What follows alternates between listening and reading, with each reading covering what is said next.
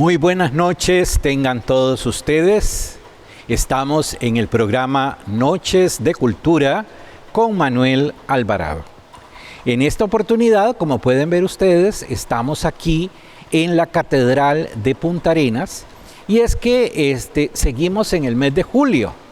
Y este mes en Punta Arenas es un mes muy especial, pues es el mes dedicado a Nuestra Señora del Carmen, la Virgen del Mar, como se le llama aquí en Punta Arenas. Y pues ustedes habrán visto que ya hemos hecho un programa anterior a donde participó el cura párroco, el cura Rigoberto, el presbítero Rigoberto, y hablamos de Nuestra Señora del Carmen. Pues hoy, a solicitud de algunas personas que se nos han acercado en la calle, hemos decidido hacer este programa donde vamos a ir contando con lujo de detalles, con todos los pormenores, la historia de Nuestra Señora del Monte Carmelo, la historia de la Virgen del Carmen.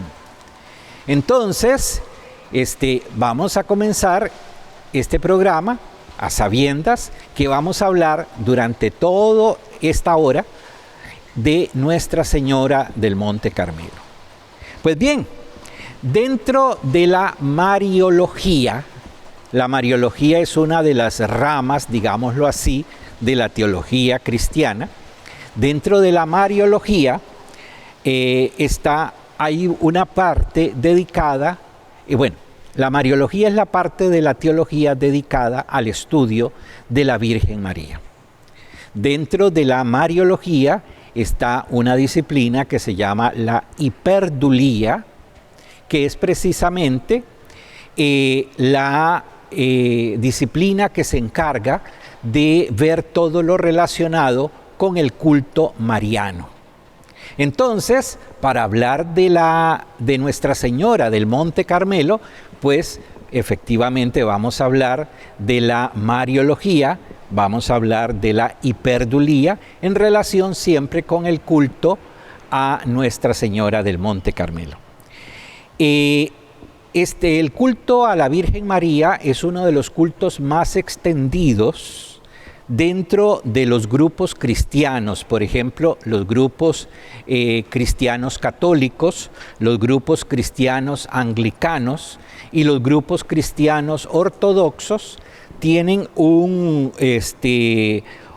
culto bastante amplio en relación con la Virgen María. No así el grupo que se ha llamado protestantismo, ¿verdad? Donde el culto mariano pues es muy, muy reducido. La advocación de Nuestra Señora del Monte Carmelo es una de las advocaciones marianas más antiguas.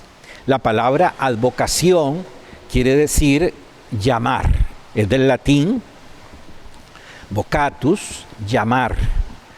Entonces la advocación son los distintos nombres que el pueblo cristiano le ha dado a Nuestra Virgen María.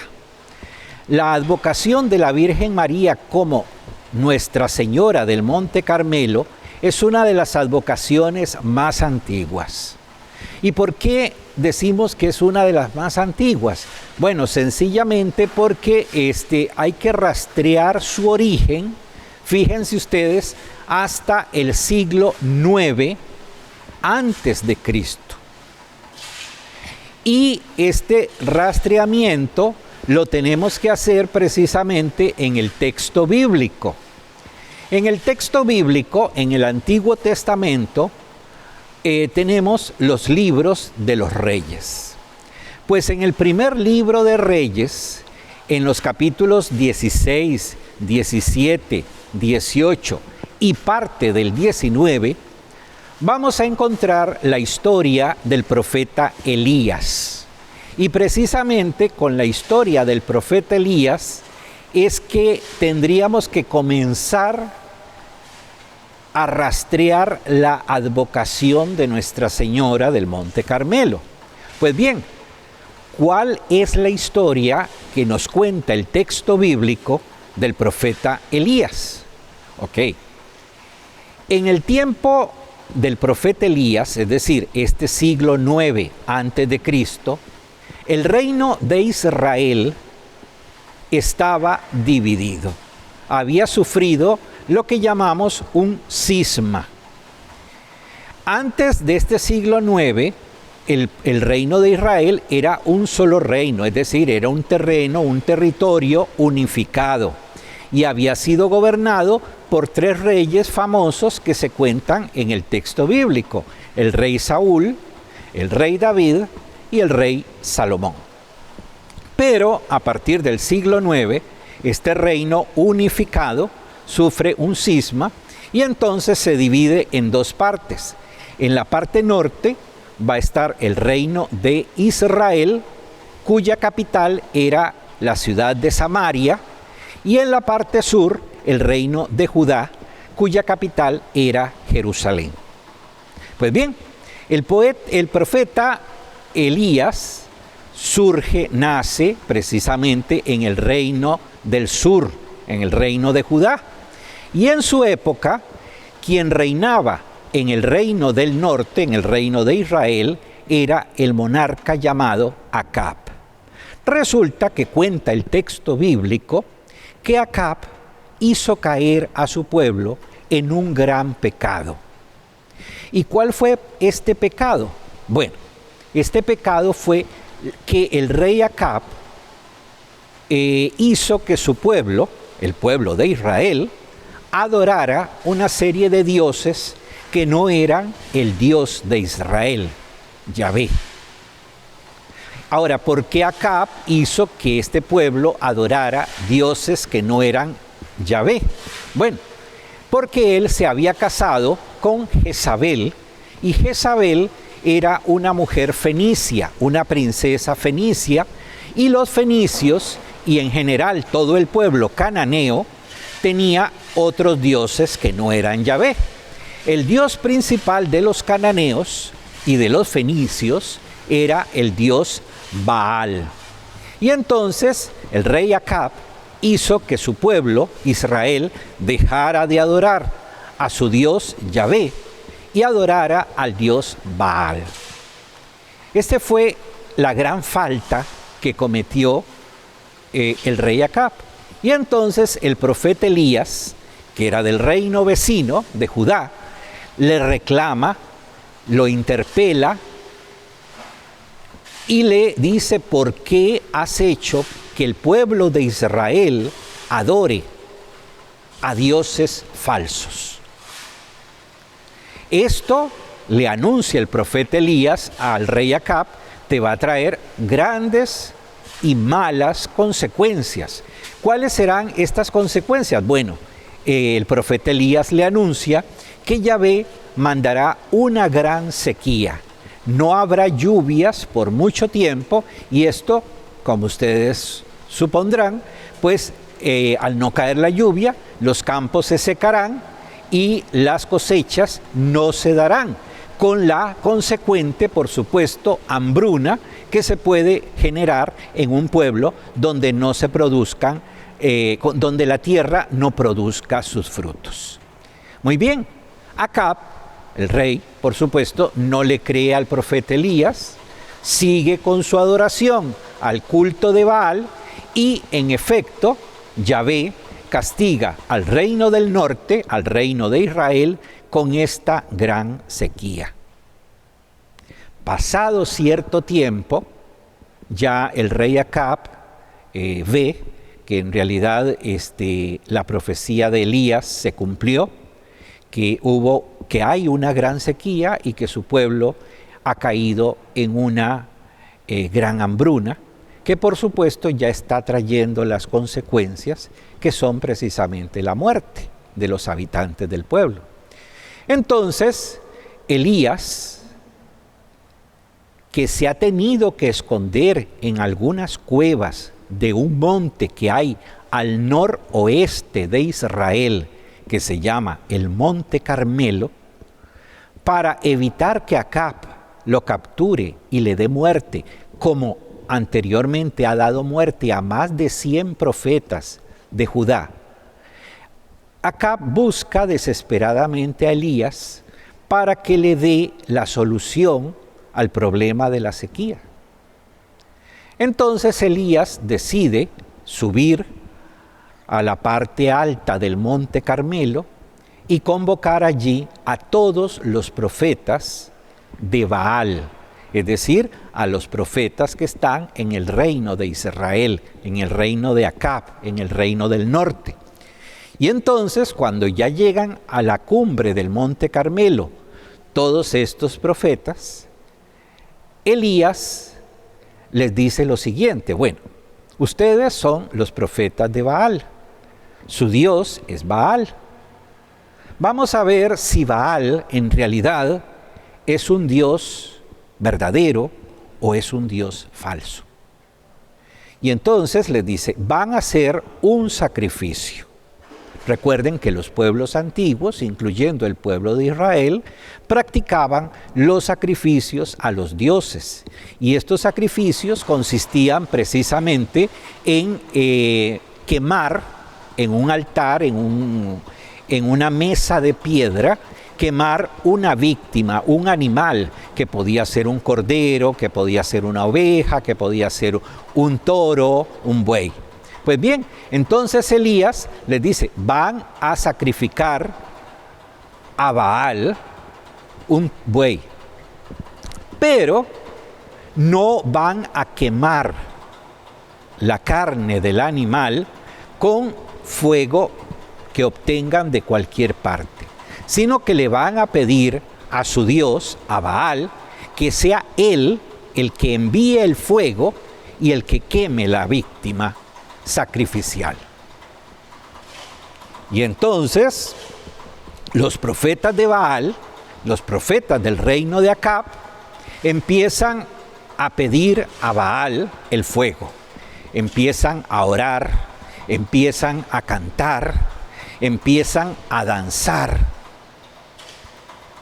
y el fuego pues no llega. Y entonces, con cierta burla, digamos, con cierta burla, el profeta Elías les dice, ¿dónde está el fuego? ¿Qué ha pasado con su Dios Baal, que no les da el fuego? Y entonces los profetas de Baal, los profetas de Judá, de Israel y de Acab, siguen, insisten en orar, en danzar, en cantar, en pedirle a Baal precisamente el fuego, y el fuego sigue sin llegar. Y entonces, ya al final, pues digamos que se rinden y le dicen a Elías, pues no, Baal no responde. Y entonces Elías, nuevamente con cierta burla, les dice, bueno, ¿será que su Dios anda haciendo algún mandado? Anda tal vez en alguna gestión por ahí, y por esa razón no los ha escuchado. Y entonces los profetas de Baal pues se resignan a continuar pidiéndole a Baal el fuego, porque Baal pareciera que no los escucha. Entonces Elías dice, bueno, ahora me corresponde a mí.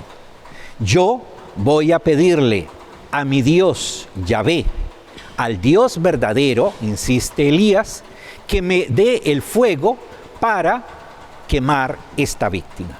Y entonces vamos a ver qué sucede, pero luego de este corte comercial. Ya regresamos. Decíamos que los profetas de Baal insistieron hasta el cansancio a su Dios, y éste no les dio el fuego para quemar la víctima.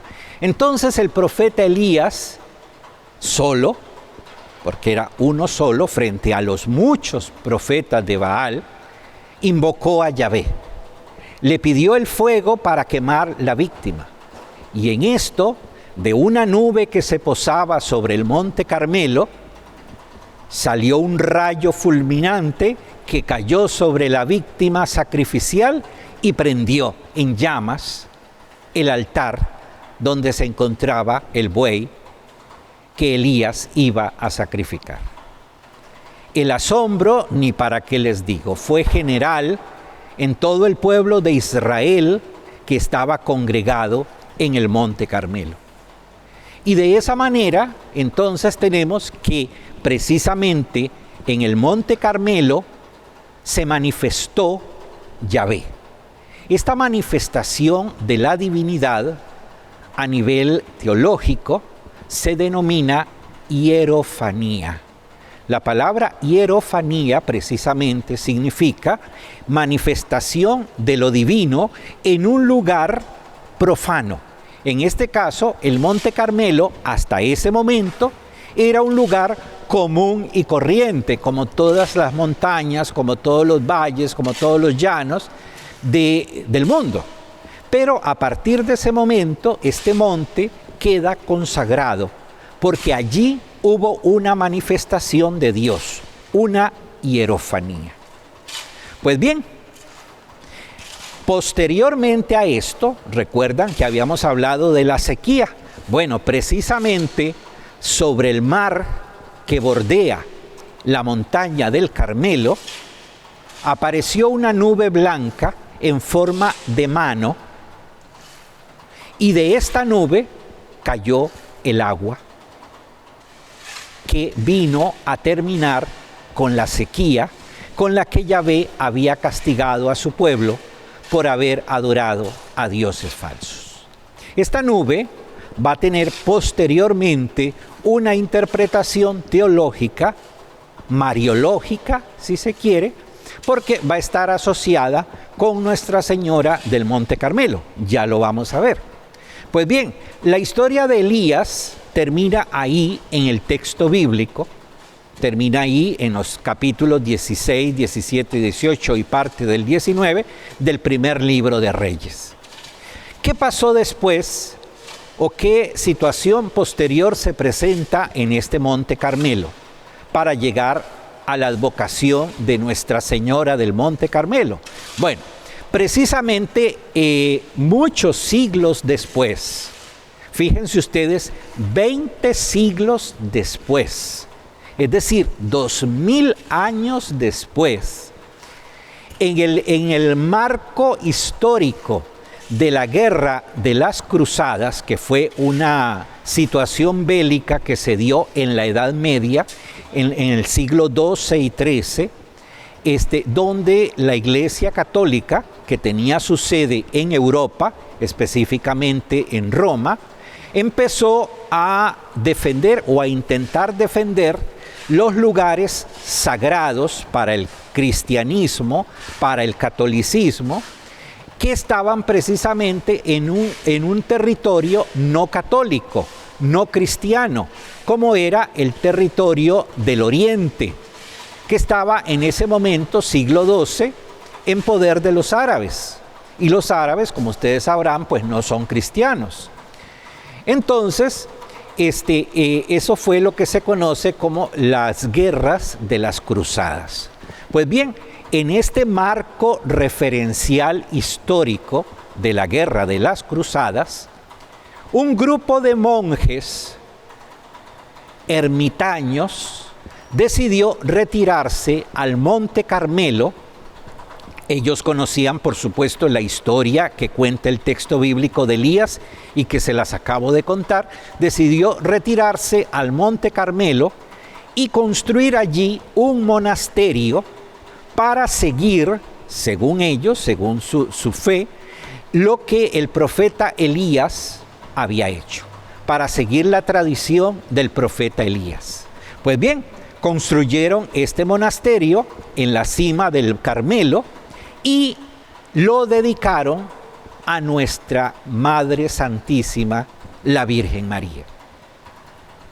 Por supuesto que al ser la Virgen del monasterio del Monte Carmelo, ellos la llamaron Nuestra Señora del Monte Carmelo. Y ahí precisamente comienza la advocación de esta advocación mariana. Aquí hay que hacer una pausa y decir que se le ha llamado también Virgen del Carmen. Y hay que aclarar que la palabra Carmelo no está relacionada ni por su origen lingüístico, ni por su semántica con la palabra Carmelo. Carmen y Carmelo son dos palabras que tienen orígenes lingüísticos diferentes y tienen semántica, o sea, referentes significativos distintos. La palabra Carmelo es una palabra de origen semita. La lengua de Israel es una lengua de origen semita.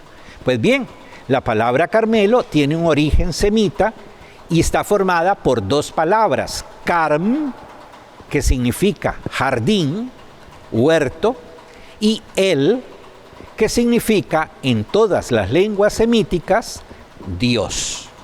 Entonces, Carmelo, vendría a significar el jardín de Dios, el huerto de Dios. Entonces, es Nuestra Señora del Carmelo o Nuestra Señora del Monte Carmelo, del huerto de Dios.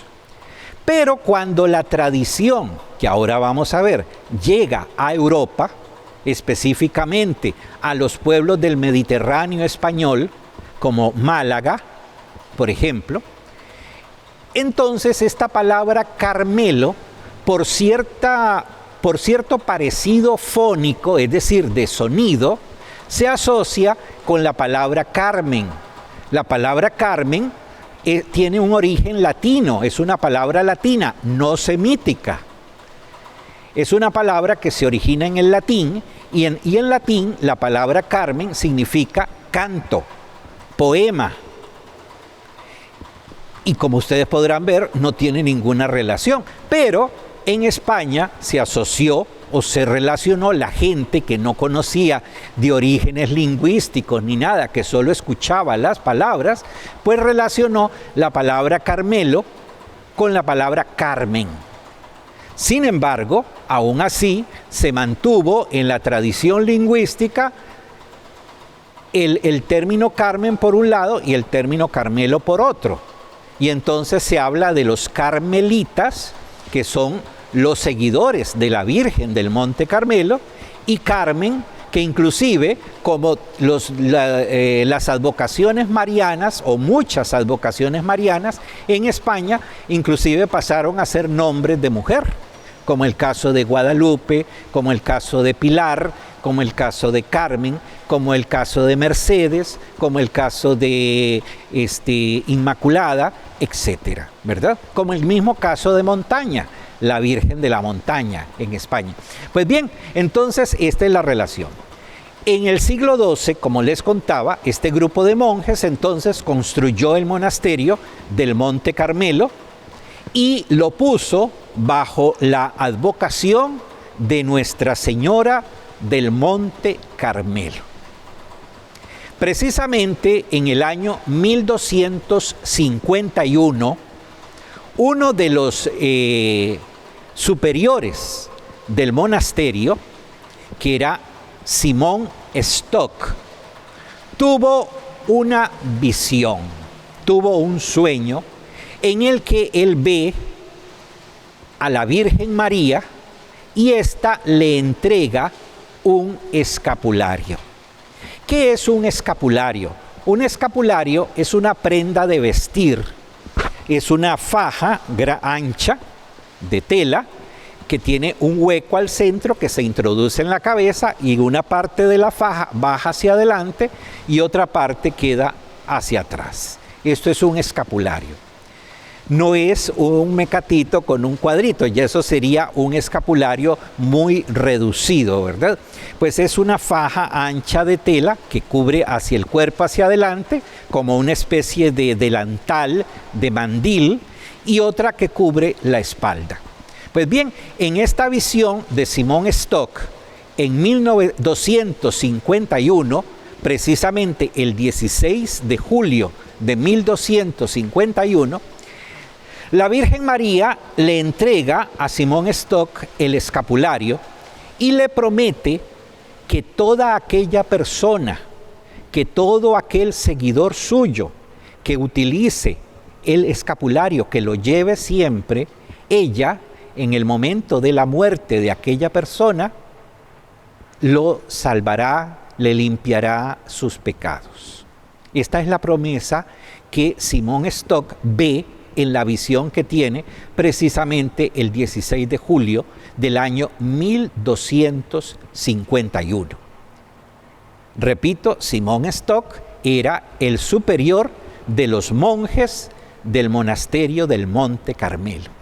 Entonces, Simón Stock, cuando despierta, cuando amanece al día siguiente, pues le cuenta a todos los demás monjes esta visión que ha tenido, y entonces a partir de este momento, la imagen que ellos tienen en el monasterio de Nuestra Señora del Monte Carmelo va a cambiar un poco su aspecto iconográfico.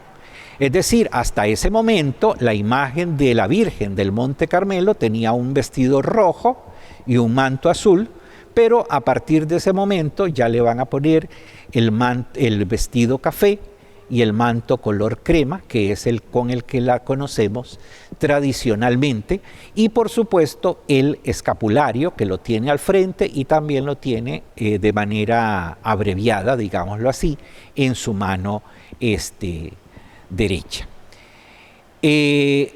Simón Stock llama a Nuestra Señora del Monte Carmelo Stella Maris. La expresión Stella Maris es una expresión en latín. Recuerden que los monjes, pues, el latín era la lengua franca, la lengua con la que se comunicaban entre ellos, entre los monjes de diferentes nacionalidades y los presbíteros y en general la Iglesia Católica. Significa estrella del mar. Stella Maris, estrella del mar.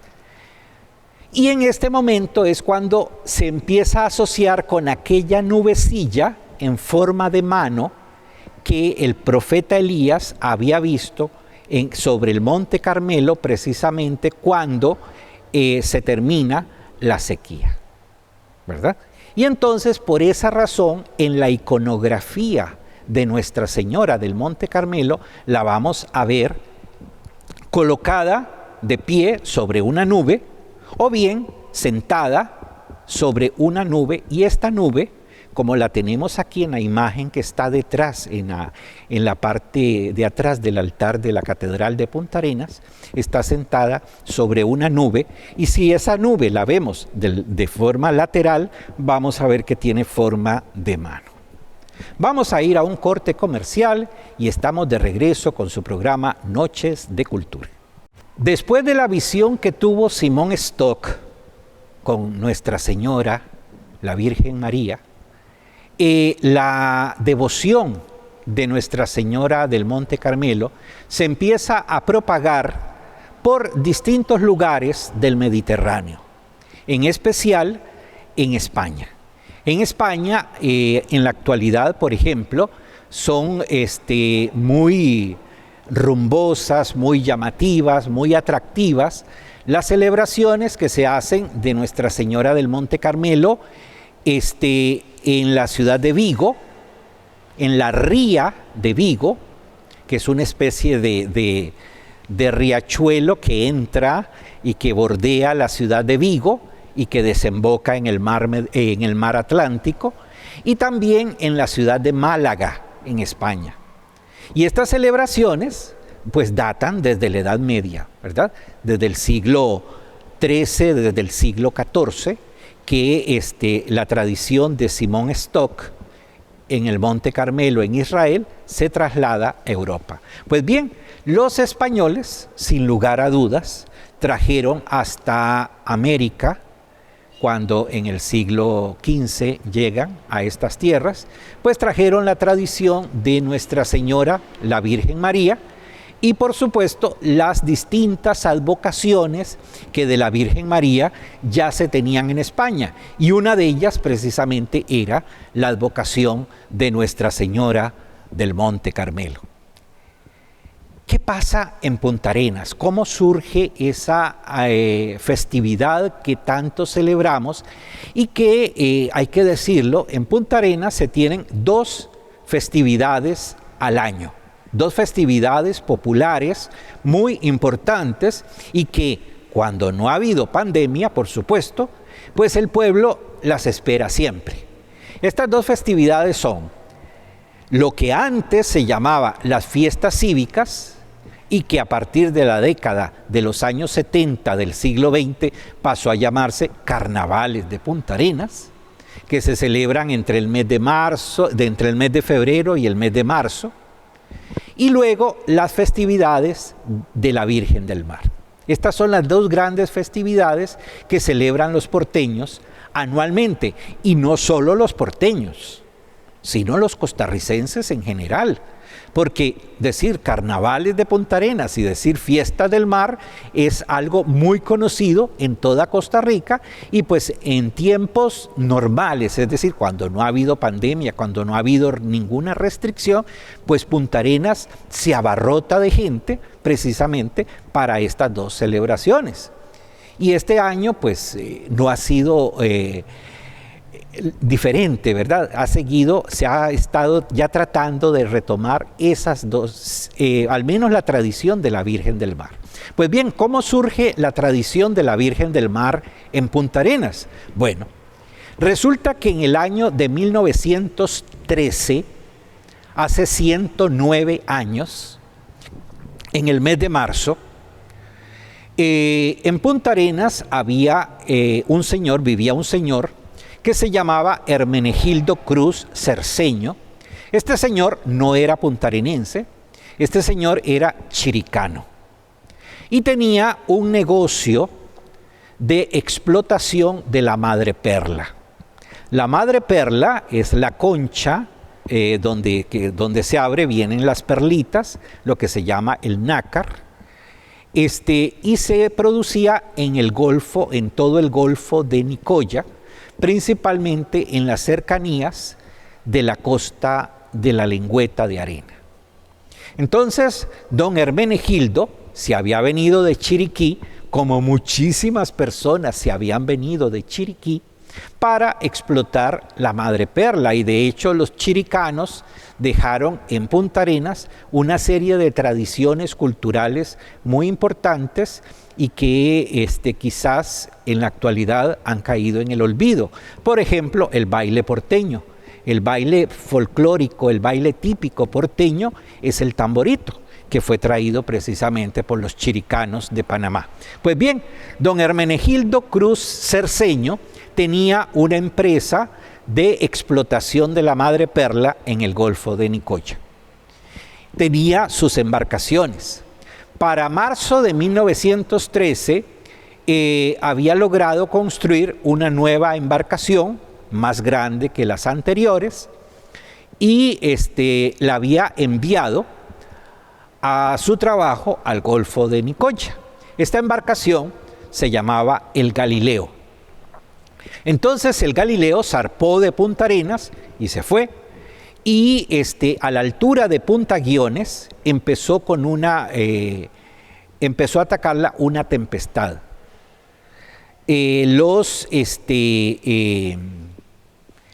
Los marinos que iban en la embarcación temían, y entonces llamaron por telégrafo a don Hermenegildo. Se fue, y cuando llega a la embarcación ya la tempestad había terminado, y los marinos, el capitán le explica que habían invocado a Nuestra Señora, la Virgen María, y que había sucedido un milagro, que la tempestad posterior a la invocación había amainado. Entonces don Hermenegildo ya se regresa con la embarcación el Galileo a Punta Arenas, y entonces decide venir aquí a la iglesia en busca del sacerdote que estuviera en ese momento.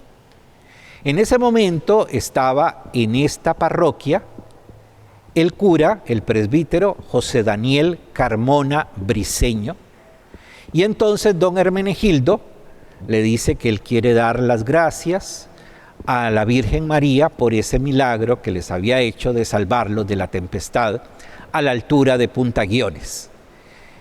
Entonces el sacerdote le aconseja hacer una procesión marítima con embarcaciones de pescadores,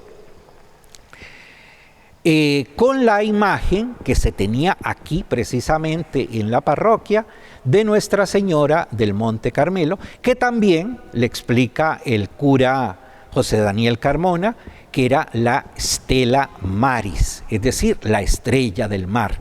Y entonces, a partir del próximo año, es decir, de julio de 1914, es que se comienza con la primera procesión marítima y toda la festividad de Nuestra Señora del Monte Carmelo en Punta Arenas. Una tradición que en los años siguientes, a partir de 1926, se va a intensificar, se va a hacer más fuerte, más grande, precisamente con la llegada a esta parroquia de los monjes capuchinos, del sacerdote, del fray Agapito de Olot, fray Dionisio de Lorenz, fray Casiano de Madrid. Entonces, a partir de este momento, se van a intensificar estos festejos, se van a hacer lo que estos frailes llamaron tómbolas, o sea, turnos, en la plazoleta del barrio del Carmen, que precisamente tenía el nombre asociado a Nuestra Señora del Monte Carmelo, y también se van a hacer tómbolas o turnos en el muellecito, en el muelle de los Plátanos, como se llamaba, que era el que ahora ya está en desuso y que está más o menos detrás de las instalaciones del Banco Nacional aquí en la ciudad de Punta Arenas. Las procesiones, inclusive, fray Casiano organizó, como vamos a ver en algunas fotografías ahora al final de este programa, fray Casiano organizó procesiones sobre la playa, por la arena de la playa. Entonces, la imagen de Nuestra Señora del Monte Carmelo se trasladaba a pie, caminando por la orilla del mar. Por supuesto que luego se hacía la procesión marítima, pero la gente caminaba a la orilla del mar con la imagen, tal y como se hace, por ejemplo, en Málaga, en España, tal y como se hace en Vigo, en España. Claro, tenemos que tomar en cuenta que estos frailes, todos eran españoles, entonces pues traían toda esta tradición española de la celebración de la Virgen del Mar. La Virgen del Mar no solo se celebra en Punta Arenas, ya como hemos visto se celebra en España y también se celebra en muchos otros lugares de América. Por ejemplo, en la América del Sur se celebra en Uruguay, en Perú, en la misma Argentina, en Ecuador. Y curiosamente también es Nuestra Señora del Ejército, ¿verdad? Porque recordemos que dentro de los países que tienen ejército, parte de este ejército o un ala de este ejército es el ala marítima. Entonces, en esta asociación es que Nuestra Señora del Monte Carmelo, la Virgen del Mar, la Virgen del Carmen, ha pasado también a ser Virgen del Ejército en estos países. Pero en Punta Arenas, como les digo, es simplemente la Virgen del Mar y precisamente es la patrona de la parroquia de Punta Arenas, de la Catedral de Punta Arenas, y su festividad tiene en este momento 108 años de haberse comenzado a dar. Es una tradición muy interesante y estaba formada se celebraba y se sigue celebrando en 3 días diferentes, que son tradicionalmente, ¿verdad? Puede esto cambiar según los diferentes sacerdotes. Se celebraba sábado, domingo y lunes. El día central, es decir, el domingo, era el día en que se realizaba la procesión marítima, que es la tradición más significativa de esta festividad. Ahorita vamos a hablar un poco de esta tradición.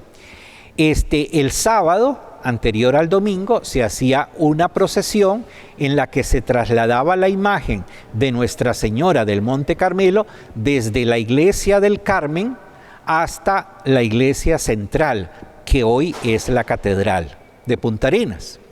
Esta procesión se hacía por la avenida Tercera de la ciudad, es decir, la avenida que sigue a la avenida central hacia el sur, y la que pasa detrás del estadio. La gente, los vecinos de esta avenida, pues hacían sus altares, arreglaban la calle con flores y demás para que esta procesión pasara.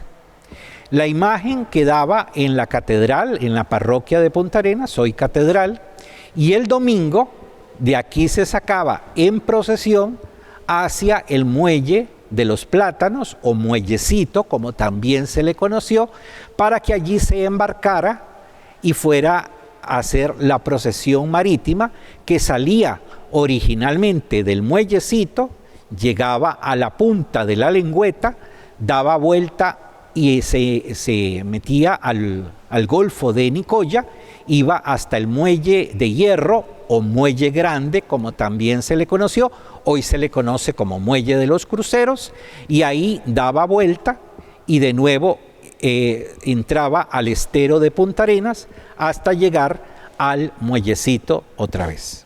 Esto era el domingo. Y el lunes había una tercera procesión que salía de la catedral, de la parroquia de Punta Arenas, por la calle principal, por la avenida del Centenario, hasta la iglesia del barrio El Carmen.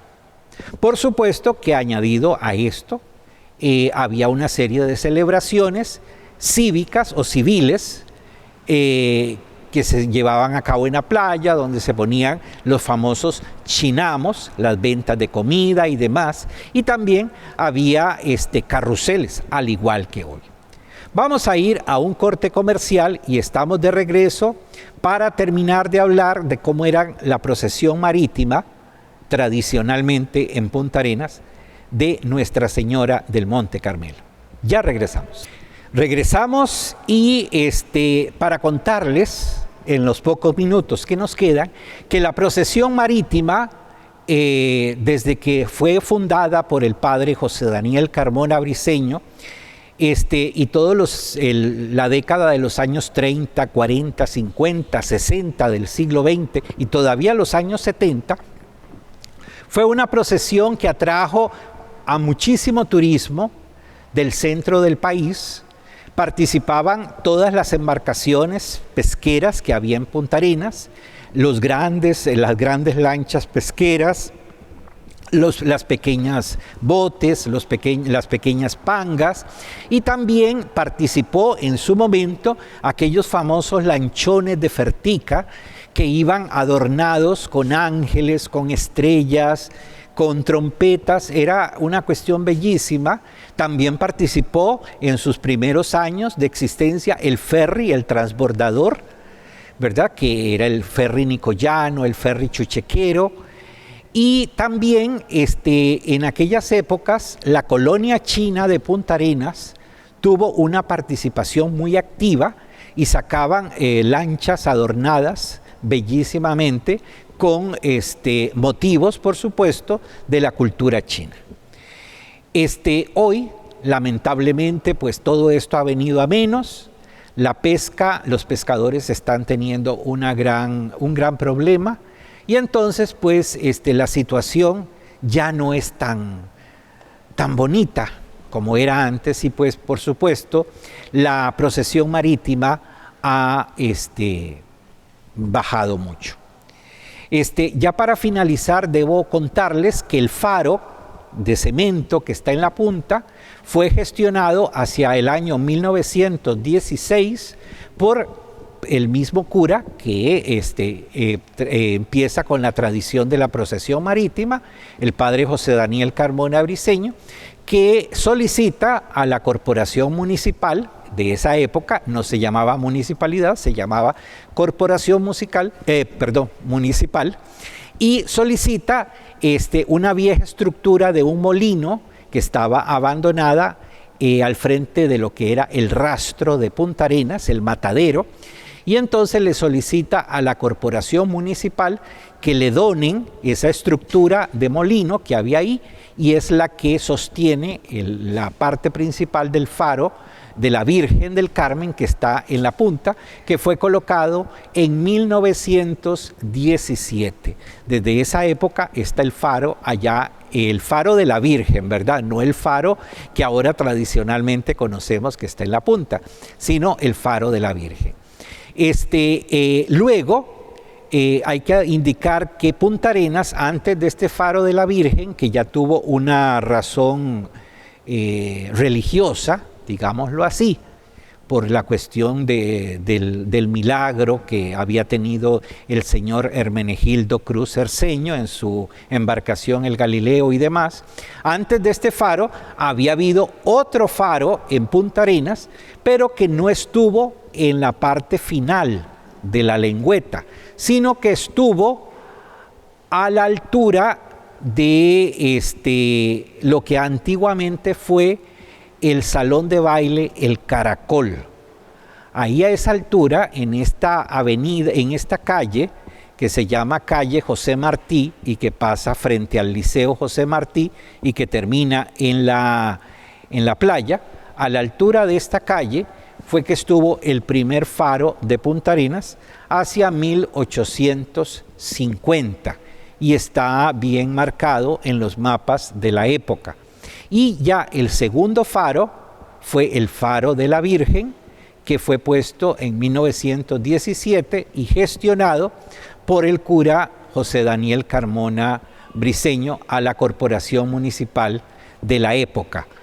Ya luego se hizo otro faro al estilo de los faros de Galicia, que es el actual que está en la punta y al que la gente visita mucho, y los turistas también. La gente porteña visita mucho y los turistas también. En fin, esto ha sido la tradición de la Virgen del Mar. Ya para finalizar este programa, vamos a escuchar una canción muy interesante. Esta canción fue grabada allá a principios de los años 70 del siglo XX por un cantante costarricense que se llamaba Rodolfo Corrales y sus coros, y acompañado por la rondalla tica en ese momento. Eso es hace más de 50 años, ¿verdad? Esta canción fue grabada en un disco de vinilo y fue vendida aquí precisamente en la Catedral de Punta Arenas, que no era catedral en ese momento. Fue vendido el disco en esa época para la festividad de la Virgen del Mar. Entonces vamos a escuchar esta canción que se llama Virgencita del Mar y vamos a ir viendo una serie de fotografías desde las más antiguas hasta las más nuevas, hasta la última que acaba de ocurrir, de la procesión marítima, de la celebración de esta patrona de Punta Arenas, Nuestra Señora la Virgen del Mar, Nuestra Señora la Virgen del Carmen, Nuestra Señora del Monte Carmelo, la Stella Maris. Los dejo entonces con la canción Virgencita del Mar. Muchas gracias por su atención. Muy buenas noches.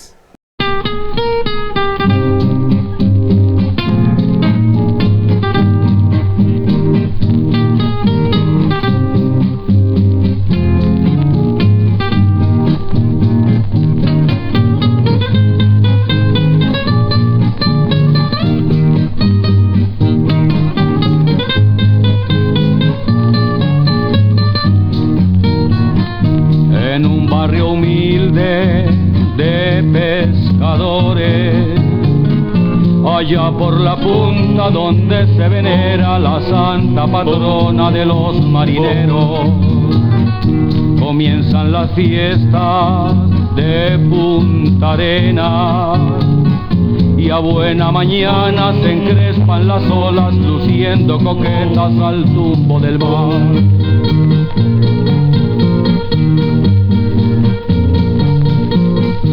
Navega la Virgen entre la manada de alegres bufeos y allá en lontananza un coro lejano que llega al manglar.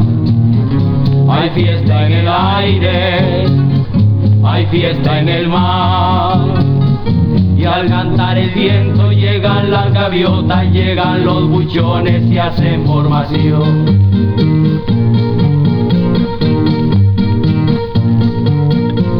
Virgencita del mar, como este sol, arde mi corazón de fe por ti, y la paz nos dará si el fruto del mar bendecirá.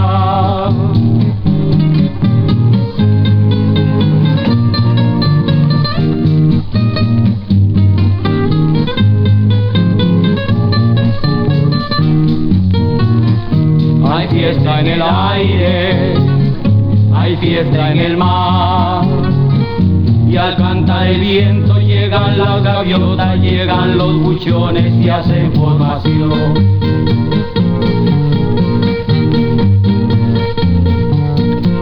Virgencita del mar, como este sol, arde mi corazón de fe por ti, y la paz nos dará si el fruto del mar bendecirá.